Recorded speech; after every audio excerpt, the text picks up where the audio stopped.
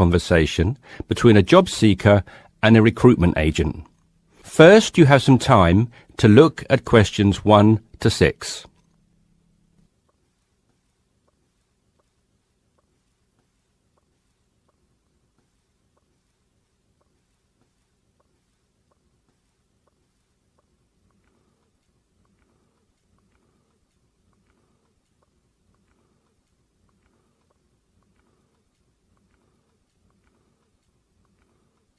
You should answer the questions as you listen because you will not hear the recording a second time. Listen carefully and answer questions 1 to 6. Yes, so that's Janet Thompson. Would you like me to spell it? If you wouldn't mind, thank you. Just the surname, please. No problem. It's Thompson. Great. Now, Janet, before we go through the openings I have here in front of me, might I just take a few more details to complete your profile on my system? Of course. What would you like to know? Well, let's start with your email address, please. OK, janthompson@hort.net. I see. Is that Jan as in Jan? No, that wasn't available. I had to make do with Jann. Here, let me spell it for you again, just to be sure. JANNTHOMPSON@hort.net. Much obliged. And could I ask, do you have your referee details to hand? Yes, what do you need? I need one work reference and one character reference from a friend or colleague. OK, for a work reference, there's Jane Foote. She's my former boss at Bermuda Girls' School, head of English. OK. My personal referee is Monica Carbody. Mon and I have been best friends since we met in Bermuda in 1991, when she was deputy head of English under Mrs. Foote. Perfect. And you mentioned, of course, that you're an English teacher, but are there any additional subjects you're qualified to teach? Yes, I have a diploma in special needs, and I can also do history to GCSE level. Very good. Before listening to the rest of the conversation, you have some time to look at questions 7 to 10.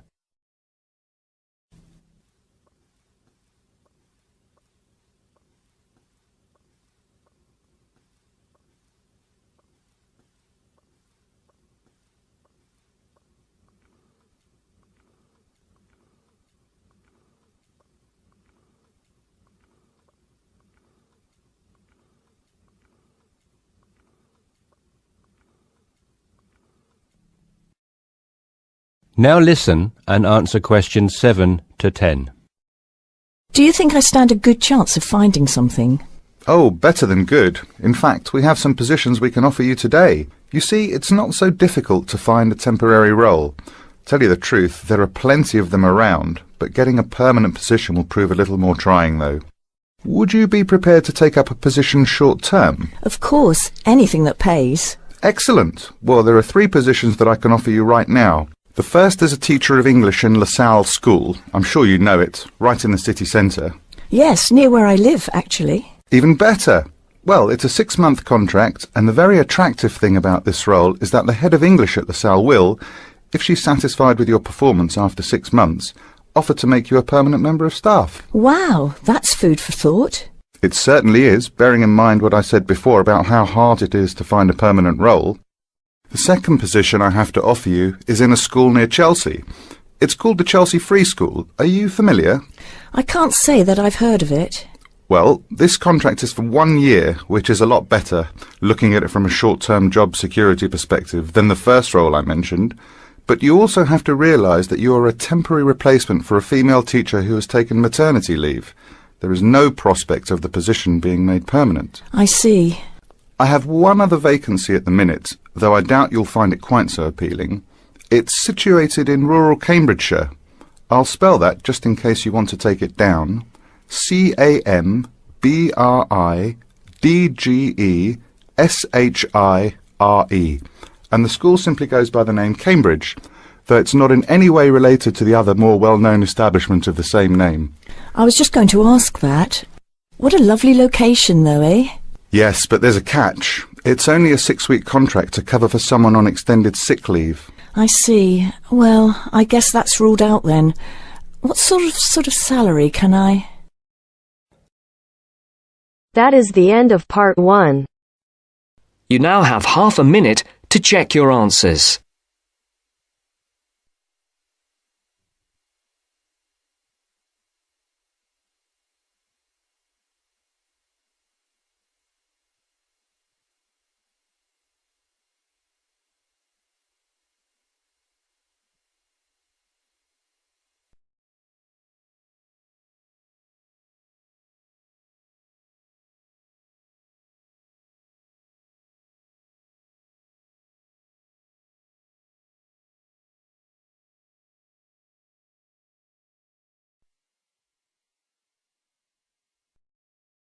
Now turns to Part 2.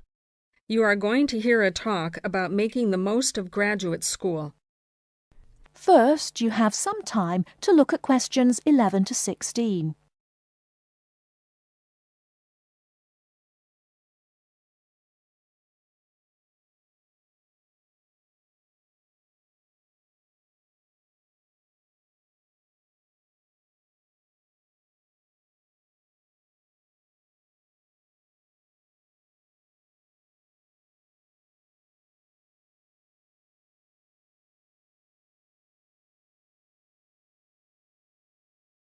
Now, listen carefully and answer questions 11 to 16. Entrance to the graduate school.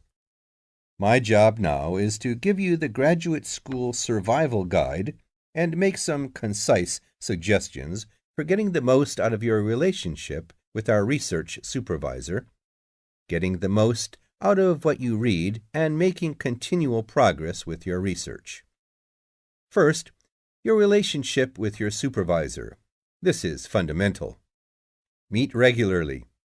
You should expect to meet once a week or at least every other week, because this will give you the motivation to make progress and also keeps your advisor aware of your work.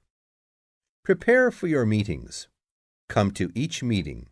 Also, bring the notes from your previous meeting together with a list of any upcoming deadlines. Make a plan for what you hope to get out of each meeting. After the meeting, email your supervisor a brief summary. Include a list of major topics discussed, a list of what you agreed on, a note of any advice you may not want to follow, and a new summary of what you are planning to do. This helps avoid misunderstandings and provides a handy record of the progress of your research. Add a to-do list for yourself and your supervisor, including a reading list. Finally, add the time and date for the next meeting. My second main piece of advice is to keep your supervisor informed. Show him or her the results of your work as soon as possible.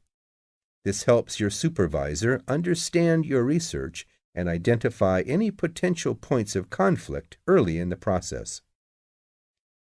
Include summaries of your work, including any results of experiments, and also anything you write about your research. Thirdly, communicate clearly. If you disagree with your advisor, state your objections and concerns clearly and calmly. If you feel that something about your relationship is not working, discuss it with him or her. Whenever possible, suggest steps that they could take to address your concerns. Under this heading, it is extremely important to take the initiative. You do not need to clear everything you do in your research with your advisor. He or she is busy too. You must be responsible for your own ideas and the progress of your work. Before you hear the rest of the talk, you have some time to look at questions 17 to 20.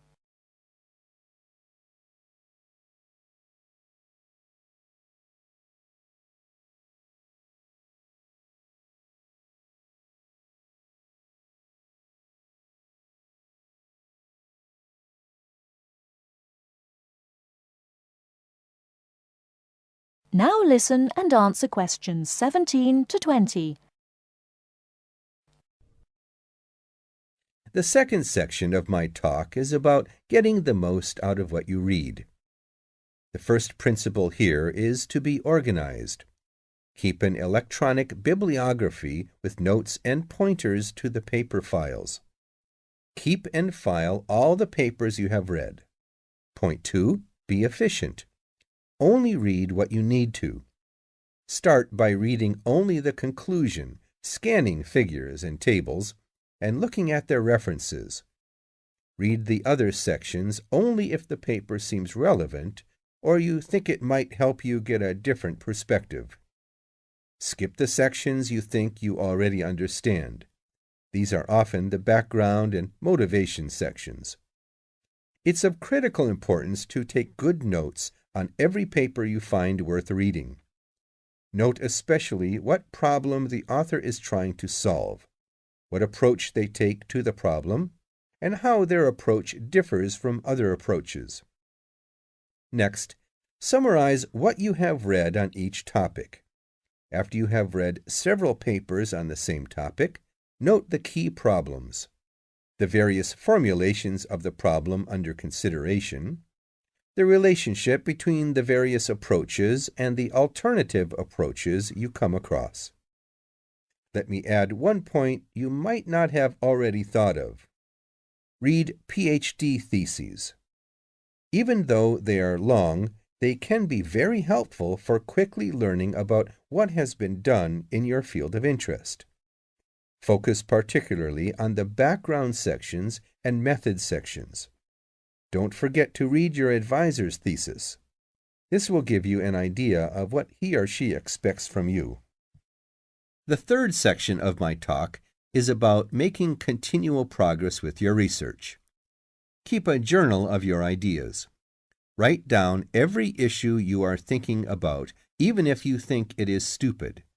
This will help you keep track of your progress and keep you from going round in circles. That is the end of part 2. You now have half a minute to check your answers.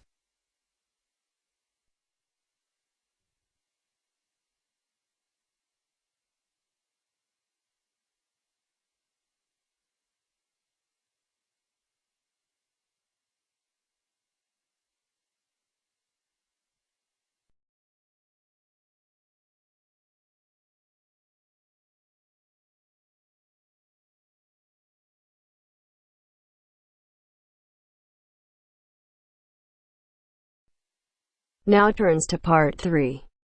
Part 3. You will hear two business studies students, Evelyn and Mark, preparing for a seminar presentation. Before you hear the conversation, you have some time to look at questions 21 to 25.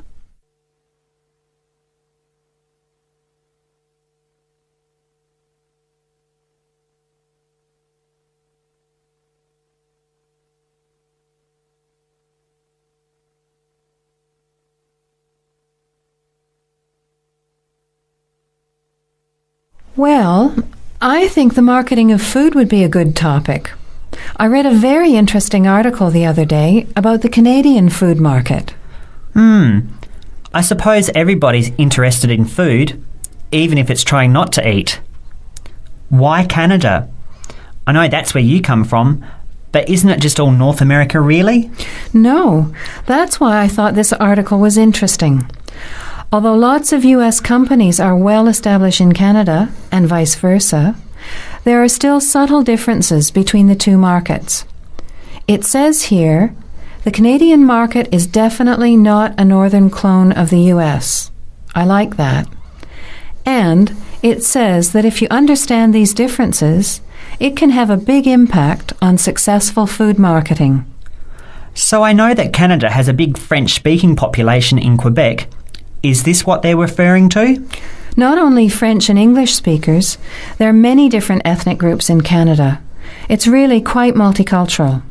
For example, Toronto has large Asian and Italian populations, and Vancouver's got a large Asian population too. And because Canada's population is small, these groups make quite an impact, introducing new styles of cooking. So you can see lots of unfamiliar vegetables and things in the markets, and new restaurants are opening every day. It's great if you love trying out new foods, as many people do. Which kinds of food are becoming popular? Well, some Asian food, I'd say, has been popular for quite a while, like Chinese. But now, Southeast Asian restaurants are becoming very fashionable. Then there's Mediterranean, of course, such as Greek, Italian, and so on. But Caribbean and Mexican food is really taking off among young people these days. So are the supermarkets starting to stock the ingredients that are needed to prepare these foods at home? You know, all those unusual condiments and sauces. Yes, that's right. It's quite interesting going to the supermarket, isn't it? And noticing how they're introducing sections for foods of different nationalities. You can buy quite exotic products locally these days. The article mentioned that 80% of the Canadian retail market is controlled by 8 major national supermarket chains, so that when they introduce changes, they can happen quite rapidly. Okay, well, how are we going to organise this seminar then? I made some notes on the trends in the Canadian market, about changing tastes, and also patterns for where food is consumed. I thought maybe we could summarize it into a chart or table, and maybe use the overhead projector to present it. Good idea. Maybe I could have a look for similar trends and tastes in Australia and the UK for comparison. Let's have a look at what you found. Before the conversation continues, you have some time to look at questions 26 to 30.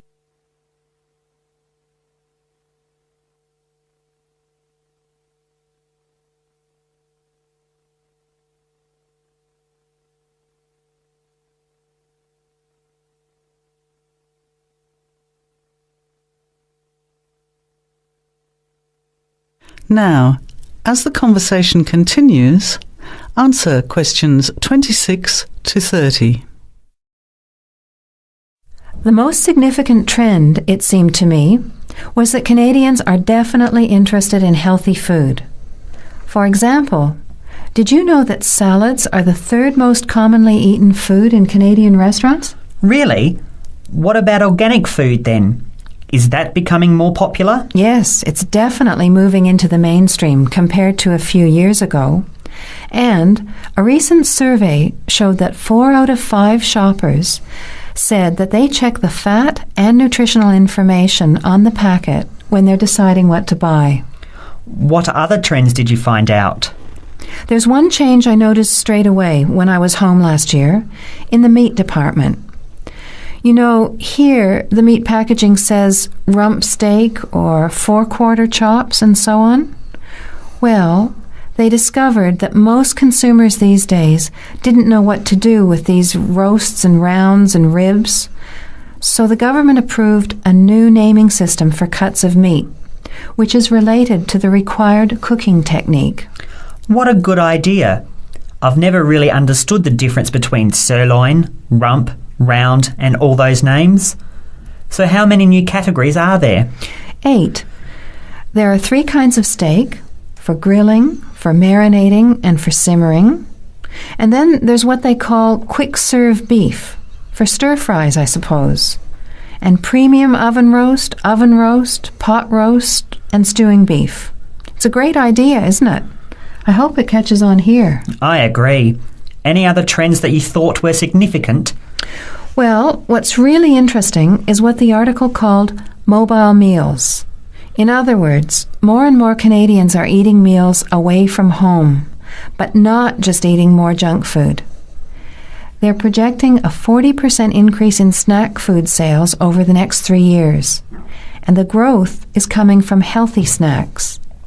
You know, the ones that have less cholesterol and fat, such as muesli bars, health food bars, and those types of products. Apparently, in the food marketing jargon, they're called nutritious portable foods, which means healthy snacks. The other major trend is that young people are doing more of the food shopping these days, so marketing has to be aimed more at them, as well as more conventionally at the mother.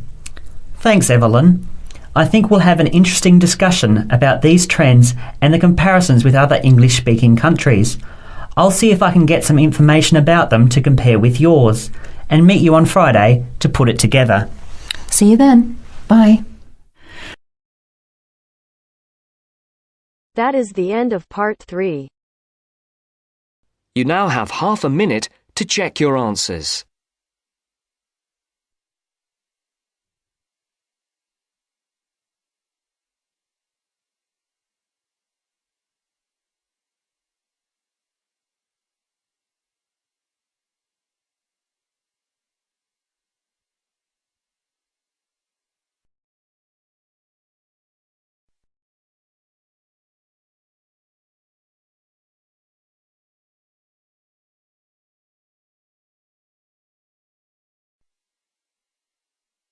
Now turns to part 4.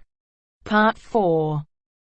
You will hear an environmental studies student giving a presentation about his project on saving an endangered species of plant. Now you have some time to look at questions 31 to 40.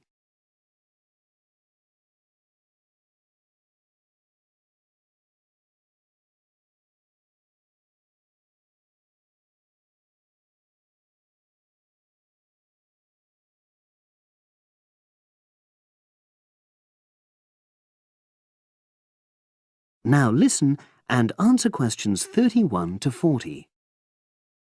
For my presentation, I'm going to summarise what I've found out about efforts to save one plant species, the juniper bush. It once flourished in Britain and throughout the world's temperate zones, but over the last few decades has declined considerably.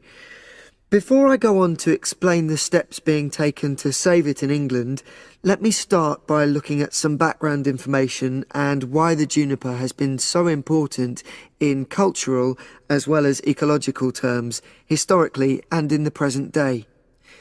Firstly, I want to emphasise the fact that juniper is a very ancient plant. It has been discovered that it was actually amongst the first species of plants to establish itself in Britain in the period following the most recent Ice Age. And, as I say, it has a much valued place in British culture. It was used widely as a fuel during the Middle Ages because when burnt, the smoke given off is all but invisible, and so any illicit activities involving fire could go on without being detected. For example, cooking game hunted illegally. It also has valuable medicinal properties. Particularly during large epidemics, oils were extracted from the juniper wood and sprayed in the air to try to prevent the spread of infection in hospital wards. And these days, perhaps its most well-known use is in cuisine, cooking, where its berries are a much valued ingredient, used to flavour a variety of meat dishes and also drinks. Turning now to ecological issues, juniper bushes play an important role in supporting other living things. If juniper bushes are wiped out, this would radically affect many different insect and also fungus species. We simply cannot afford to let this species die out.